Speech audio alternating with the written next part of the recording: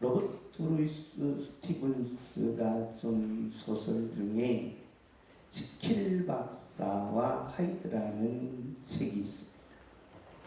이 지킬 박사는 참으로 선한 일을 많이 하는 분이었습니다.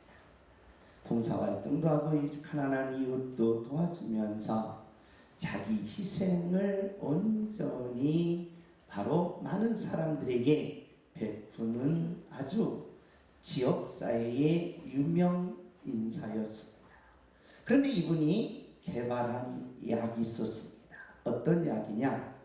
바로 인간의 내면 속에 바로 선한 모습과 악한 모습을 분리시키는 약이었습니다. 그래서 낮에는 이 지킬 박사님이 많은 사람들을 도와주고 헌신하며 지역사회 유명인사로 갑니다. 그런데 밤에서 딱 물 한 잔에다가 이 약을 하나 딱 먹게 됩니다. 약을 딱 먹고 나니까 갑자기 이 사람이 그렇게 선한 사람, 그렇게 아름답고 많은 사람들에게 모든 것에 존경을 받는 이분이 갑자기 악해지는 겁니다. 그래서 밤에는 별짓을 다 하게 됩니다. 참으로 입에 담지 못할 일 방탕함과 그리고 갖가지의 겉모술수를 쓰면서 밤에는 악한 일을 하게 되더라는 것입니다. 그리고 아침에 깨었습니다. 그리고 이제 다음날 또 낮에는 선한 사람으로 또 살아가요. 그리고 퇴근만 하면 약을 또 하나 딱 먹고 물을 마시니까 또 밤새도록 악한 일만 하는 것입니다. 그래서 이 지킬 박사가 이러면 안 되겠다. 내가 그래도 명색이 선한 사람인데 한번 옆에 사람 인사하고 싶으시다. 내가 그래도 명색이 그래도 유명 인사인데 그래도 내가 착한 사람인데 내가 어떻게 밤마다 이런 나쁜 짓을 할 수 있느냐. 그래서 이 지킬 박사가 약을 끊어버렸습니다. 이제는 내가 선한 사람으로 다시 거듭되리라. 낮에든 밤에든 내가 착한 사람으로 일어나리라 하면서 약을 끊었습니다. 약을 끊고 나니까 어떤 일이 벌어지느냐.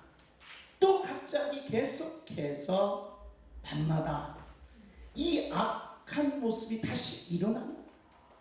그 지킬 박사가 심각하게 고민했습니다. 아니 약도 안 먹었는데 얘가 다시 깨어나서 밤에 나쁜 짓을 계속해 대더라는 겁니다. 그래서 지킬 박사가 내면 속에 있는 약한 모습을 이기려고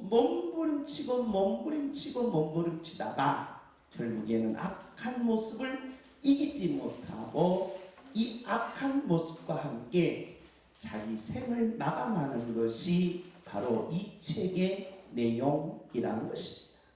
그러므로 저와 여러분 안에는 선한 모습과 악한 모습, 그리고 착한 모습과 착하지 않는 모습이 내면 속에 우리 안에 가득 차 있다는 것입니다. 그럼 우리는 이 선한 모습으로 살아가는 하나님의 자녀들이 이 안에 내 안에 이 악한 모습이 살아있다면, 그리고 내 안에 이 악한 모습이 몸부림치면서 일어나서 나의 선한 모습을 망치면서 내 인생을 죽음으로 몰고 가고 있다면 오늘 저와 여러분의 인생은 실패하게 된다는 것입니다. 그렇기에 바로 저와 여러분의 인생은 내 안에 있는 나쁜 모습, 내 안에 있는 어리석은 모습, 내 안에 있는 악한 모습을 이 시간 예배를 통하여 다 몰아내는 하나님의 자녀가 되시기를 예수님의 이름으로 부탁합니다. 주님, 내 안에 있는 나쁜 모습은 다 나갈지어다. 주여! 내 안에 있는 나쁜 모습을 다 나갈지어다. 아멘. 이게 믿는 자의 능력이요, 믿는 자의 축복이라는 것입니다. 우리 교회에 오는 목적은 한 가지입니다. 하나님을 만나라는 것입니다. 하나님을 만나기 위해서는 바로 모든 것은 언어를 통하여 세상을 보듯이 성경을 통하여 하나님을 만나라는 것입니다. 그래서 구약 성경은 성부 하나님, 신약 사복음서는 성자 하나님, 그리고 사도행전에서부터 계시록까지는 성령 하나님을 통하여 하나님을 만나라는 것입니다. 그래서 인간은 하나님이 인간에게 오셨을 때에 바로 이것을 계시라고 합니다. 아포칼립스. 그래서 여러분과 제가 이 시간에 예배를 통하여 하나님을 만남으로써 여러분의 내면 속에 있는 나쁜 모습, 그리고 여러분의 인생의 앞길을 가로막는 어두운 것들을 모두 다 물리치시고 인생의 성공자로 일어나는 능력자들이 되시기를 예수님의 이름으로 축복합니다. 우리가 하나님을 만나기 위해서는 하나님의 이름과 하나님의 성격과 하나님의 일을 알라는 것입니다. 그래서 하나님의 일은 세 가지라는 겁니다. 제사직, 왕직, 선지직이 하나님의 일이라는 것입니다. 구약 성경은 하나님의 일을 이렇게 단순하고 쉽고 누구든지 성경을 보면 하나님을 알 수 있게 계시하셨다는 것입니다. 우리는 계속해서 사무엘 상하 하나님을 만나기 위해서 하나님께서는 반드시 왕국을 세우는데 왕국을 세울 때 먼저 사람을 세우겠다는 것입니다. 그러므로 저와 여러분의 가정이 세워지고 이 민족이 세워지는 것은 바로 가정에 한 사람이 세워져야 한다는 것입니다. 가정에서 사람이 세워지고 국가에서 사람이 세워지고 인생에서 내가 세워져야 한다는 것입니다. 그러게 하나님께서는 사람을 세우고 왕국을 세운 후에 그 왕국을 번영과 보호를 해 주시겠다는 것이 바로 사무엘 상하 내용이라는 것입니다. 오늘 본문의 내용입니다. 우리 다 같이 한번 읽습니다. 시작. 이에 다윗이 자기 옷을 벗어라 지내에 하나님에 있는 모든 사람도 그리하고 사울과 요나단이 전쟁터에 나갔습니다. 그런데 전쟁에서 그만 패하는 바람에 당시의 왕이었던 사울왕 그리고 그의 아들이었던 요나단이 전쟁에서 죽게 되었습니다. 전쟁의 실패는 죽음이라는 것입니다. 그런데 사울왕과 요나단이 죽었다는 소식을 다윗이 듣게 됩니다. 다윗이 그 소식을 들으니까 어떻게 했습니까? 자기 옷을 찢었다는 것입니다.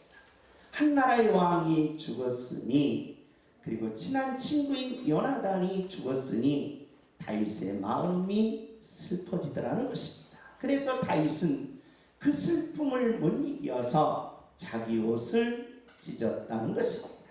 우리 다 같이 읽습니다. 시작. 사울과 그의 아들 요나단과 여호와의 백성과 이스라엘 족속이 칼의 죽음으로 말미암아 저녁 때까지 슬퍼하여 울며 금식하니라. 자기 옷만 찢은 것이 아닙니다. 사울왕이 죽었다는 소식을 듣고 그의 아들 요나단이 죽었다는 소식을 듣고 옷을 다 찢었습니다. 여러분 여러분 이 옷을 찢는다는 것은 슬픔의 극치라는 것입니다. 어머님이 돌아가시고 아버님이 돌아가시니까 바로 저도 이 귀가 막히더라고요. 그래서 참 슬퍼서 눈물을 많이 흘렸습니다. 얼마나 많이 흘렸는지 바로 이렇게 내 옷을 이렇게 잡아보니까 그 넥타이, 와이셔츠가 다 쳐져 있어요.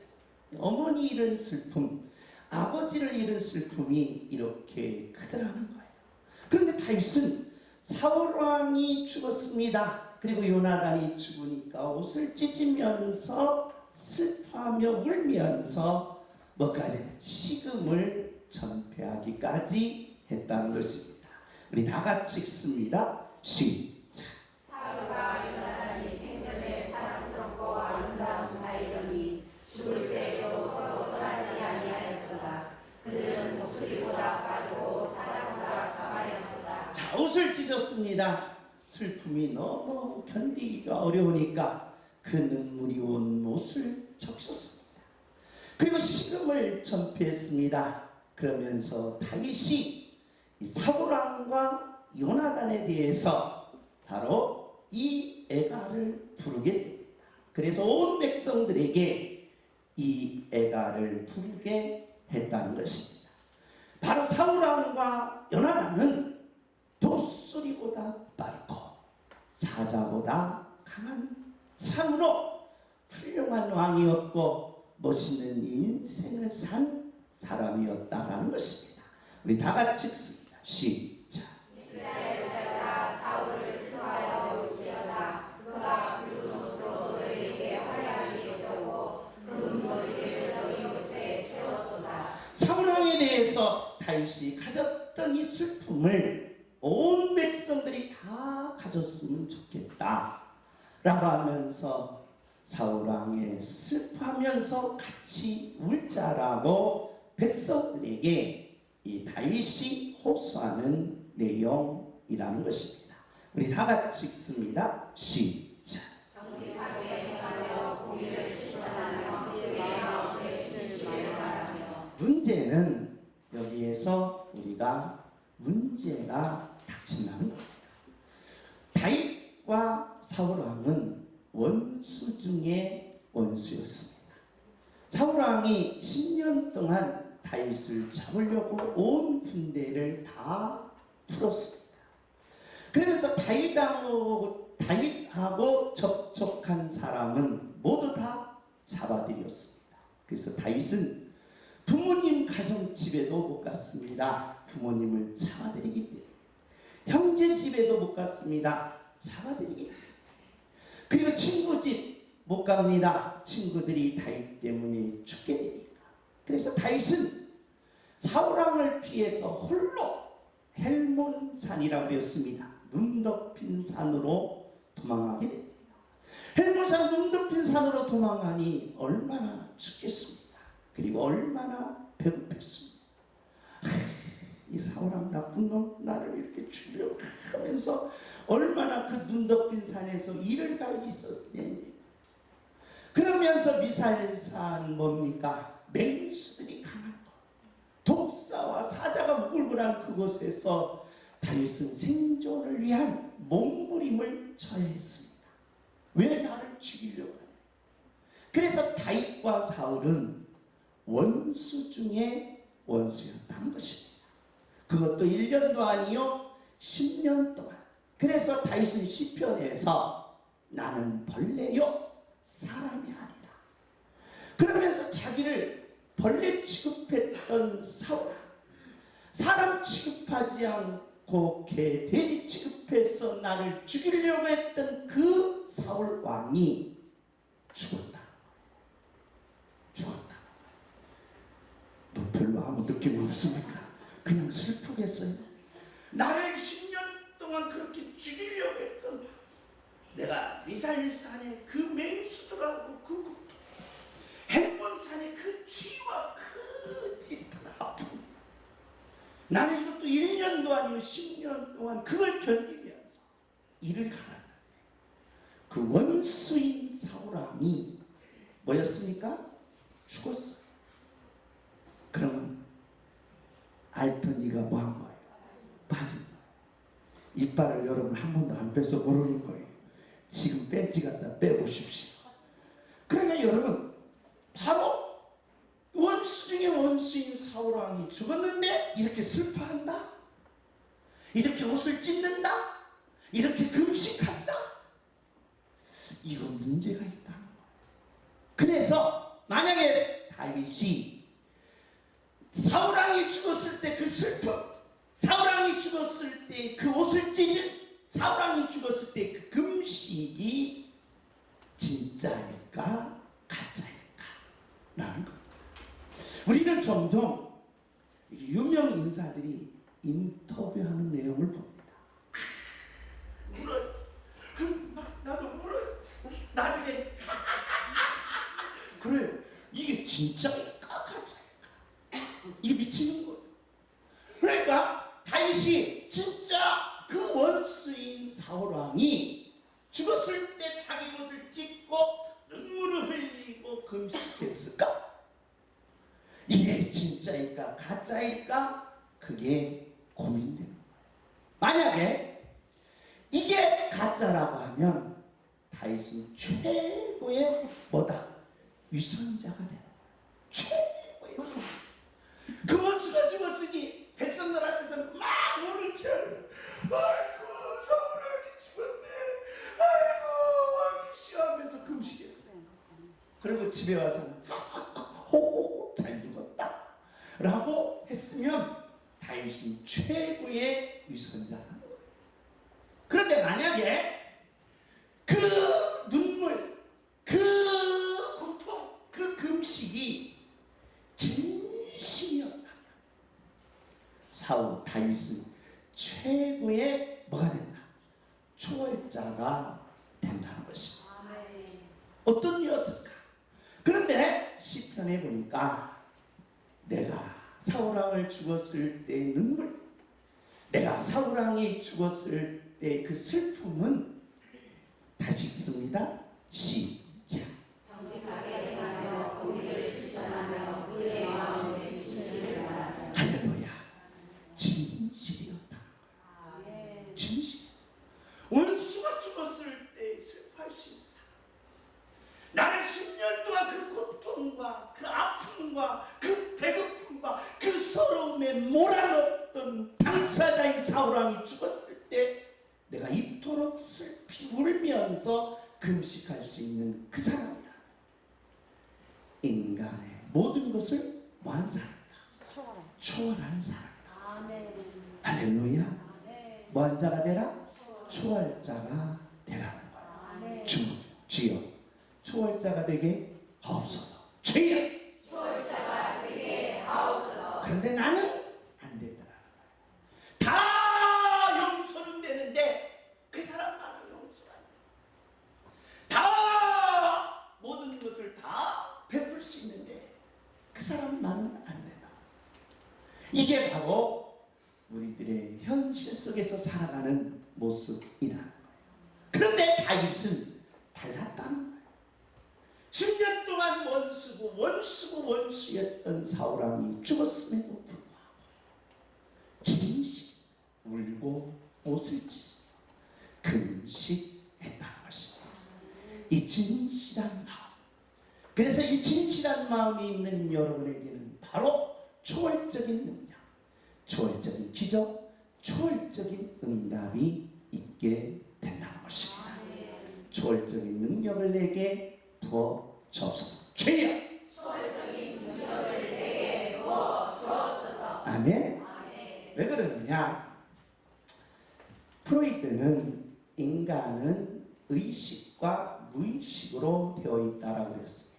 그래서 무의식이 손톱만큼 속에 있는 때라고 한다면 무의식은 거대한 5대양 6대주보다 크다라고 했습니다. 그래서 인간의 내면 속에 보이는 모습은 아주 작지만 보이지 않는 내면은 바로 이 지구보다 크다라고 이야기했다는 겁니다. 그런데 라캄이 이것을 뭐라고 말하냐? 이 의식을 상징계라고 부릅니다. 그리고 무의식을 실제계라고 부릅니다. 그러면서 라캄은 바로 의식 세계는 언어의 세계인데 무의식 세계는 언어 밖의 세계다라는 겁니다. 무슨 말이냐? 저와 여러분이 이 땅에 살면서 자, 내가 아픈데 뭘로 표현하지를 못하겠어요. 말로 표현하지를 못하겠어요. 자, 여성들에게 있어서는 갱년기가 옵니다. 갱년기가 오면 갑자기 밥도 안 해줘. 그래서 남편이 저 예쁜데 미쳤나? 이해가 안 가는 거예요. 밥도 안 해줘. 왜? 아침에 안녕하세요 하고 인사하더니 들어오자마자 신발 내밑도 던지는 거예요. 이게 도대체 무슨 일일까? 이게 감당이 안 되는 거예요. 그래서 갱년기의 여성들의 바로 이 높낮이가 몇 가지냐? 48가지. 어마어마해. 그래서 하루에 몇 번씩 변한다? 여덟 번 변하는 거야. 48번. 그래서 아침에 변했으면 지금부터 쉬기 시작하는 거예요. 47번이야. 한 번 남았으니까 남자들 조심해서 들어가시고 한 번 남은 거예요. 그러니까 한 번 남았다. 48가지로 변하는 거예요. 48가지. 그래서 이게 그런데 여성들 입장에서 이 갱년기가 자기 자신도 견딜 수 없는 거예요. 자기 자신이 막 폭발합니다. 갑자기 열을 올라가지고 문 열어라는 거예요. 남편이 얼어 죽게 생겼는데 이 겨울에 문 열어라는 거예요. 이 창문을 열어라는 거예요. 보일러도 안 된다고. 완전 미친놈이지.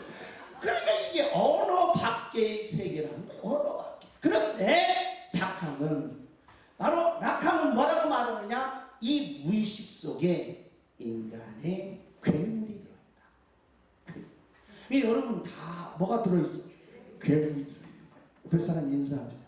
보아하니 얼굴은 천사 같은데 괴물이시군요. 기분 좋겠어요? 이게 낙함이라는 말이에요. 내 말이 아니야. 그 인간의 내면 속에는 무의식의 괴물이 들어있다는 거예요. 근데 이 괴물을 내가 평소에는 착하고 치킨 박사처럼 내가 평소에는 이성적이고 지성적이고 내 삶을 유지해 가는데 이것이 나타나면 확 뒤집어진다. 확 편한다. 그래서 이게 문제라는 거예요. 이게 문제. 그래서 내 안에 있는 이 괴물을 어떻게 다스려갈까? 내 안에 있는 괴물을 어떻게 이겨가야 내 인생의 성공을 만들 수 있고 내가 꿈꾸는 걸 이룰 수 있고 내가 바라는 것을 이룰 수 있고 내가 목적하고 내가 이룰 수 있는 그 모든 것을 다 이룰 수 있는데 내 안에 있는 이 괴물이 나의 장애물이 되더라는 것입니다. 이 괴물을 물리쳐야 되나? 할렐루야. 왜 그러느냐? 지금 사무엘 상하를 하나님께로부터 계시받습니다. 그런데 왜 사무엘이 사울왕의 죽음을 이렇게 리얼하게 다윗의 입장에서 기록했을까? 이 중요한 거예요. 그런데 다윗의 입장에서 사무엘이 이걸 바로 기록한 게 아니라 누구 입장에서 기록했나?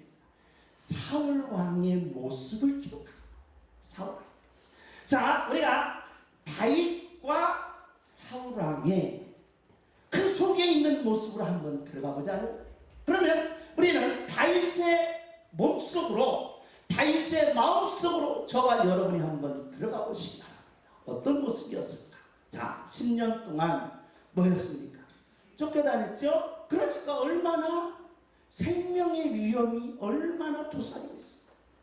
아버지한테 가니까 아버지가 못 들게 너 여기 있으면 너도 죽고 누구도 죽는다. 나도 죽는다. 그냥 아버지도 아니요. 아버지도 아닌 거예요. 아버지한테 가서 아버지 좀 숨겨주세요. 나 좀 살려주세요. 사울왕이나 죽이려고. 임마 가. 너도 죽고 나도 죽어. 그래서 아버지도 아니에요. 쫓아냈어요. 형제들 천만에 맞았어요. 홀로 간 거예요.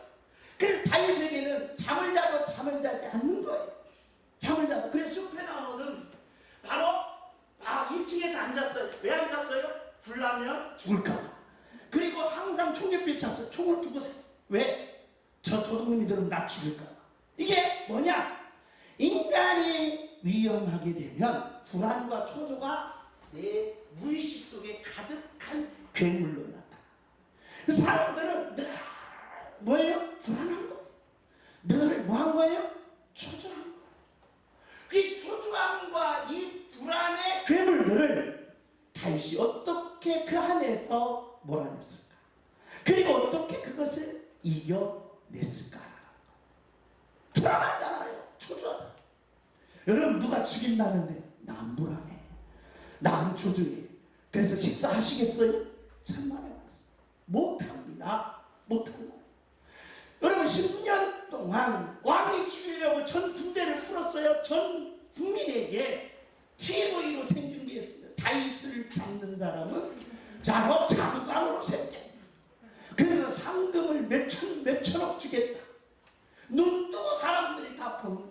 그러니까 사람들 앞에 나타날 수 없겠지요. 그러니까 뭐예요? 혼자의 뭐예요?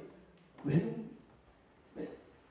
여러분, 사람이 외롭다 하는 것은 귀찮은 거예요. 그래서 사람들이, 남자들이 뭘 싫어해요? 혼밥을 싫어하는 거, 혼자 밥 먹는 걸 싫어하고, 혼자 밥 먹는 걸 싫어해요. 그래, 아내들은 제발 좀 회사에서 밥 먹고 왔으면 좋겠어. 제발 그냥 안 와. 밥 먹고 안 와. 그냥 집에 와서 꾸역꾸역 들어가서 아내하고 드시겠다는 거예요. 드시겠다. 외로움이라는 게 중요해요. 외로움. 이 다윗이 외로웠던 거예요. 외로움. 그 외로움이라는 괴물을 이겨내야 된다. 또한 여러분 보세요. 배고픔. 여러분 보세요. 저와 여러분이 배고프다라고 했을 때 인간의 양심이 있겠습니까? 윤리와 도덕이 있겠습니까? 없어요. 배고픔 속에는 인간의 양심이나 도덕이나 수단 방법만 나온다. 근데 다윗이 진짜 배고팠어요. 나무뿌리를 뽑아먹어요. 그 미살산에 들어갔을 때 눈 덮인 산에 뭐가 먹을 게 있겠습니까? 그래서 눈을 먹은 거예요. 눈을. 그래서 그때부터 눈탱이가 부었다는 거예요. 이게 일어난 거예요. 이게 일어난 거예요. 그러다 보니까 다윗이 10년 동안 살면서 자기에게 남은 것 이것밖에 없어요. 낙심과 절망밖에 없더라. 이걸 이겨야 될까? 이걸 이겨야 자기도 좀 살지. 이걸 이겨야 꿈을 이룰 수 있지. 이걸 이겨야 미래를 만들 수 있죠. 이걸 이겨야 인간의 가치와 목적을 이루어갈 수 있다. 그런데 세월이 가면서 이걸 못 이기면 다윗 또한 죽음 앞에서 죽음을 이길 수가 없다. 그런데 이것이 다윗 안에 있는 괴물이었다. 그러면 다윗만 이 괴물이 있었느냐? 천만의 말씀이다. 누구도 있었다. 왕도 있었다. 사울왕이 왕이지만 왕은 왕은 모든 걸 가졌어요. 왕은 모든 것이 다 말 한마디에 이루어져요. 그런데 왕을 괴롭히는 것이 뭐다? 교만이다. 교만이라는 거예요. 그래서 눈에 안 보여. 눈에 뵈는 게 없어. 눈에 뵈는 게 없어. 눈에 뵈는 게 없는 이 교만이 사울왕의 괴로운 모습. 저와 여러분이 눈탱이가 간탱이가 부면 안 된다는 거예요. 왜? 눈에 뵈는 게 없어요. 눈에 뵈는 게 없어요. 몇 사람 있어요? 눈 좀 뜨세요. 옆에 사람 있어요. 인사하겠습니다. 다 같이 옆에 눈 좀 뜨세요. 옆에 사람 한번 인사하신 거야. 눈 좀 뜨세요. 간이 뵈는 게 없구만. 눈이 뵈는 게 없어요. 그런데 사울왕에게 있어서 그 자리가 왕의 자리다 보니까 이 백성들을 무시하는 것이 하늘을 찌르더라.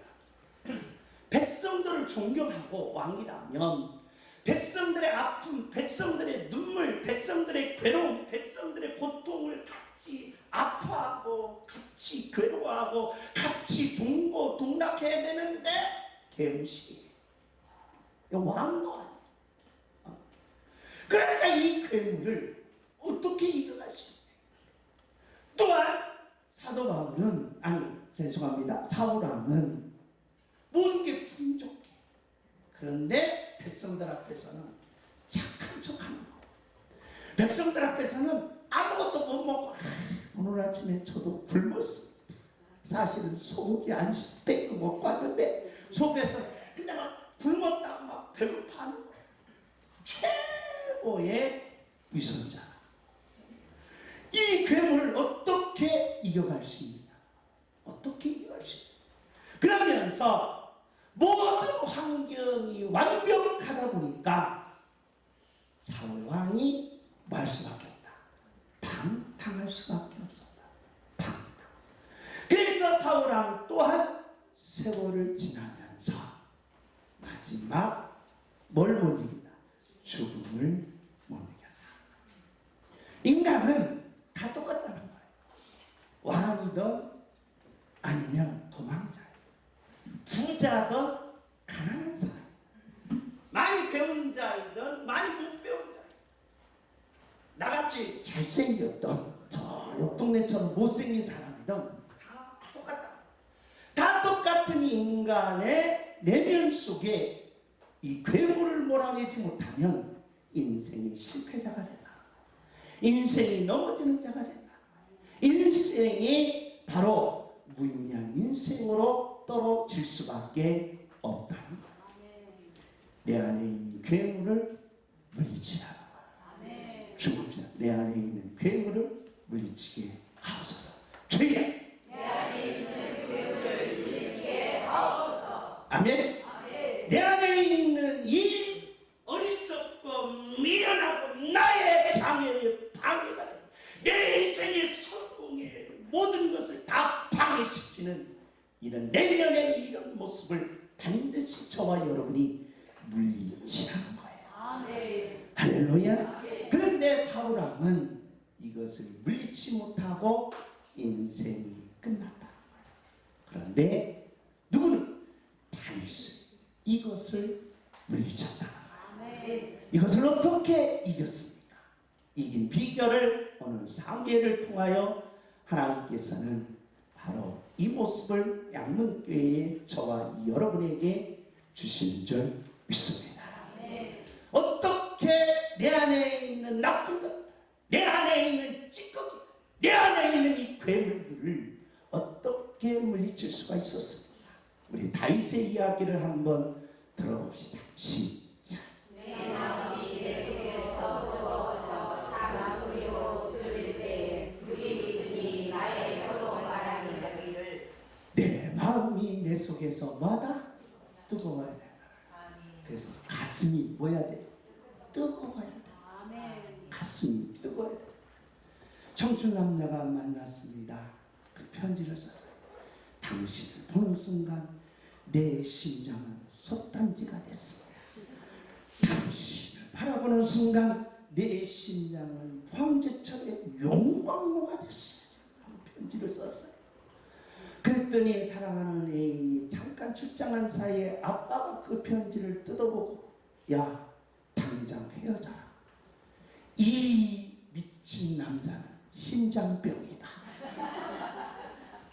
어떻게 솥단지처럼 뜨겁고 어떻게 용광로처럼 그렇게 불붙었냐. 심장병이니 또 헤어지고 다른 남자를 만나라고 했어요.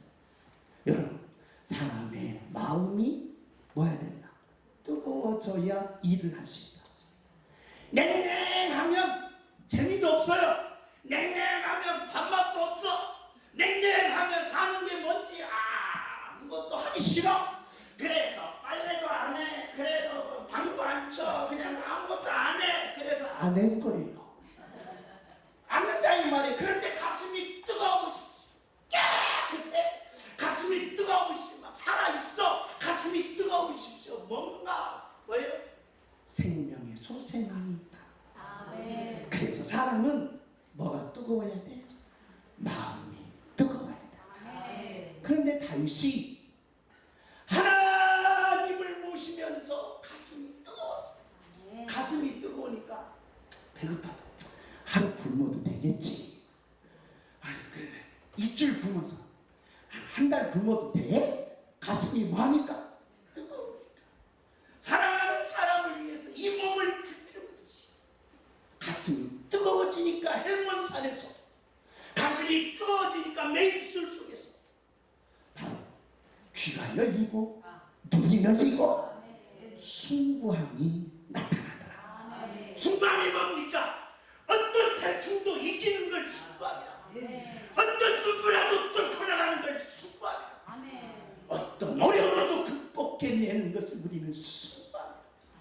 하나님을 모시는 자들이 이 숭고함이 있다. 하나님을 모시는 자들이 이 능력이 있다.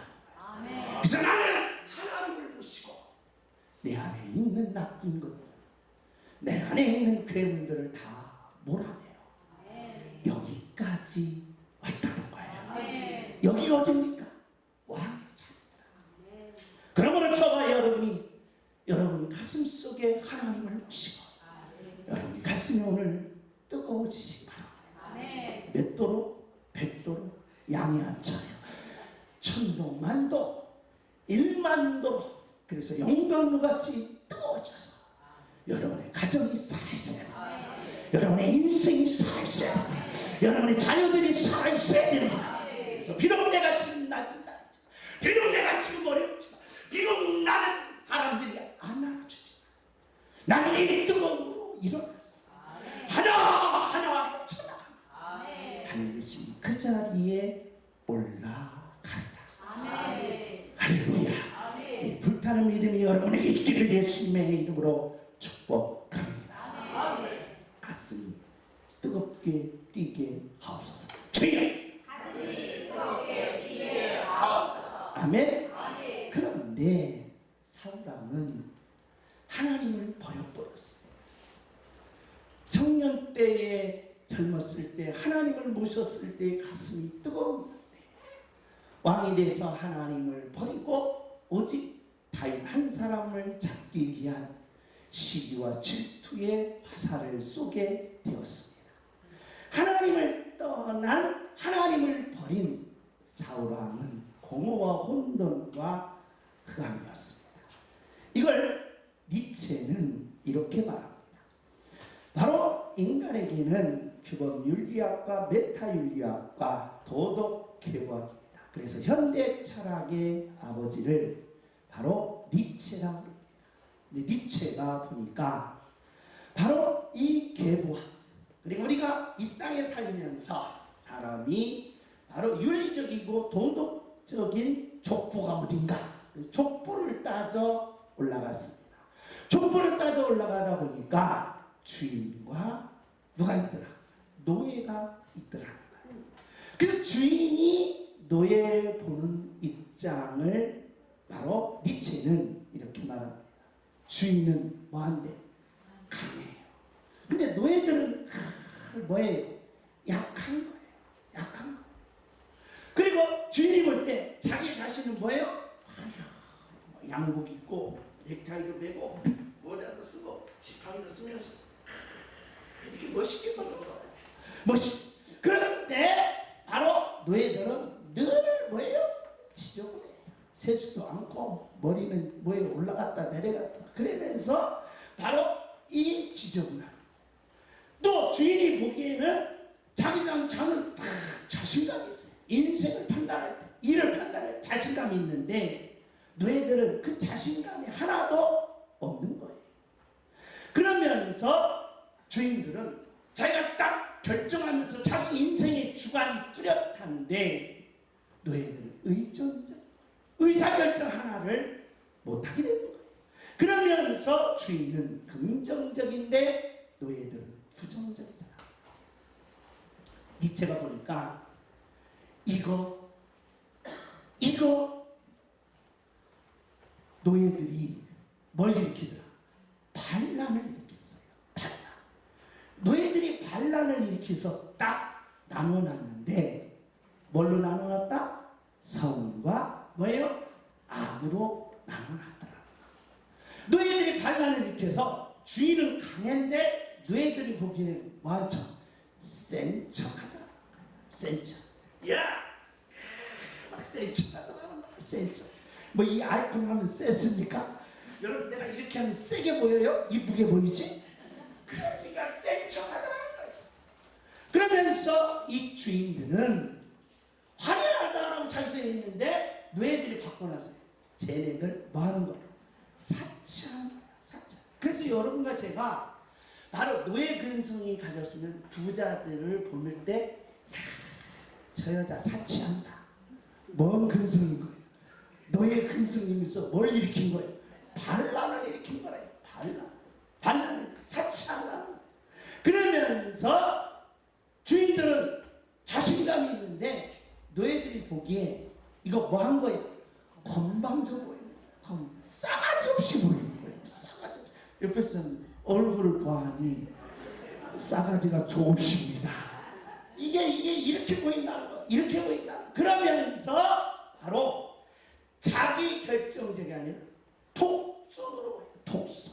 독선으로 보이면서 뭐냐? 모든 것을 주인들은 긍정적으로 판단하는데 그게 다 뭐예요? 허세. 허풍으로 보인다. 이게 바로 노예들의 반란이다. 그래 노예들의 반란이 왜 이렇게 했을까 보니까 출애굽기야. 출애굽기. 400년 동안 하나님의 백성들이 뭘로 살았습니까? 노예로 살았어.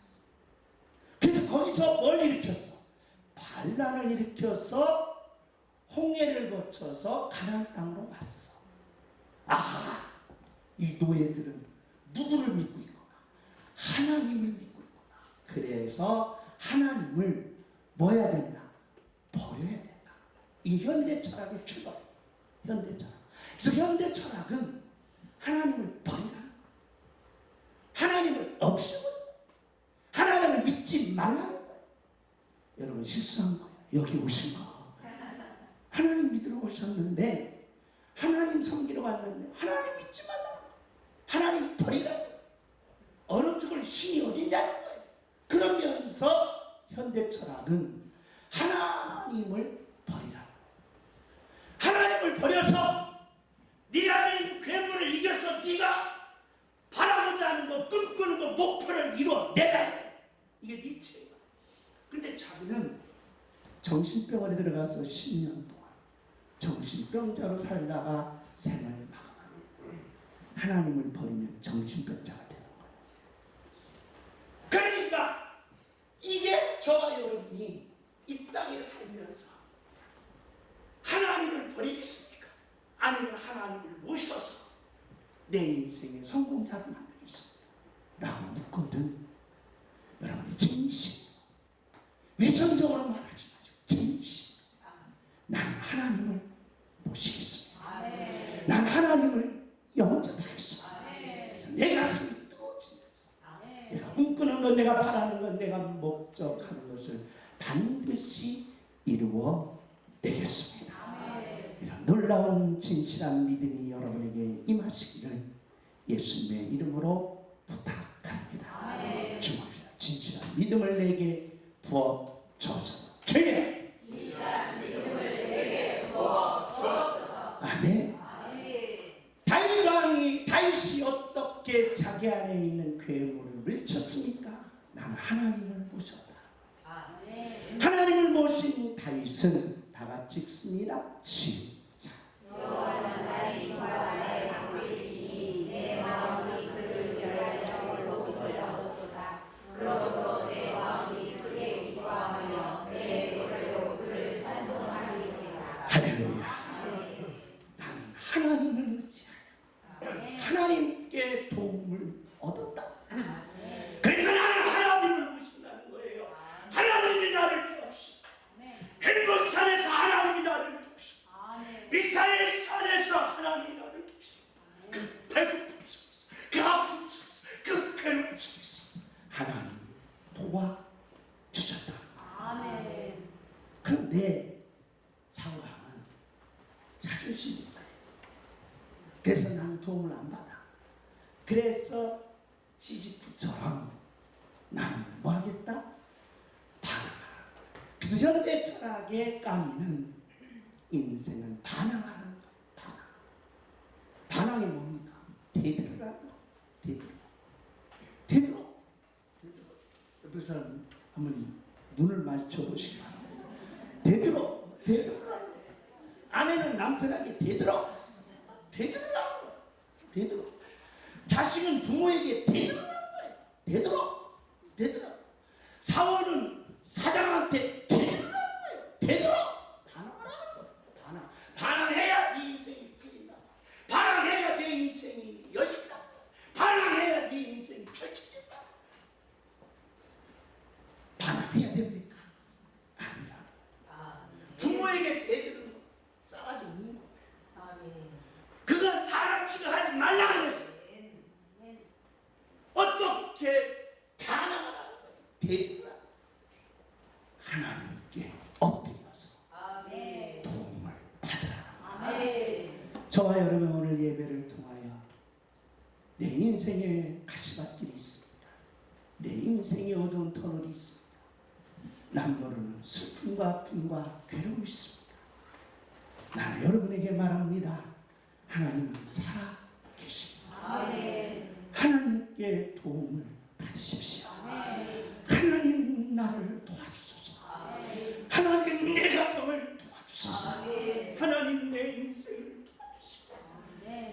가시밭길에서 나 좀 건져 주소서. 아멘. 하나님께 도움을 받는 능력자들이 되시기를 예수님의 이름으로 축복합니다. 아멘. 그래서 미련한 것이 아니라 아멘. 이것은 의존적인 것이 아니라는 거예요. 아멘. 이건 불쌍한 것이 아니라는 거예요. 하나님께 도움을 받는 것 가치는 거라는 아멘. 능력 있는 거라는 거예요. 아멘. 의미 있는 게 있다. 아멘. 그러니 저와 여러분 자존심을 세우지 말고 반항하지 말고 대들지 말고 아멘. 하나님 앞에 도움을 구하는 자가 되시기를 예수님의 이름으로 축복합니다. 아멘. 주옵시다. 주여 나를 도와 주옵소서. 주여 나를 도와 주옵소서. 나를 도와 주옵소서. 주여 나를 도와 주옵소서. 아멘. 아멘. 도움을 받은 다윗이 도움을 받았기에 나는 초월자. 아멘. 그래서 사울 왕을 용서할 수 있었고 아멘. 그의 죽음을 진심으로 슬퍼할 수 있는 초월자로 거듭나게 되었다는 것입니다. 아멘. 오늘 하나님 앞에 도움을 받는 양문의 모든 가정들이 되시기를 예수님의 이름으로 축복합니다. 아멘. 그러면 저와 여러분이 다윗처럼 초월자로서의 능력의 삶을 이 땅에서 살아갈 수가 있다는 것입니다. 아멘. 저 또한 인생을 살아가면서 참으로 슬픈 일도 있었습니다. 너무 힘들어서 그냥 눈밭에 주저앉아서 엉엉 울은 적이 있습니다. 양말에 눈이 다 들어가고 발이 꽁꽁 얼어도 하나님 제발 좀 나를 도와주소서. 몸부림을 쳤습니다. 하나님이 도와주십니다. 아멘. 일어나더라는 것입니다. 아멘. 그래서 인생은 초월자로 사는 겁니다. 능력자로 사는 겁니다. 아멘. 기적자로 사는 겁니다. 나에게도 기적이 있구나. 아멘. 나에게도 축복이 있구나. 아멘. 나에게도 영광이 있구나. 아멘. 나에게도 하나님의 응답이 있구나. 아멘. 이 믿음으로 사는 하나님의 자녀가 되시기를 예수님의 이름으로 축복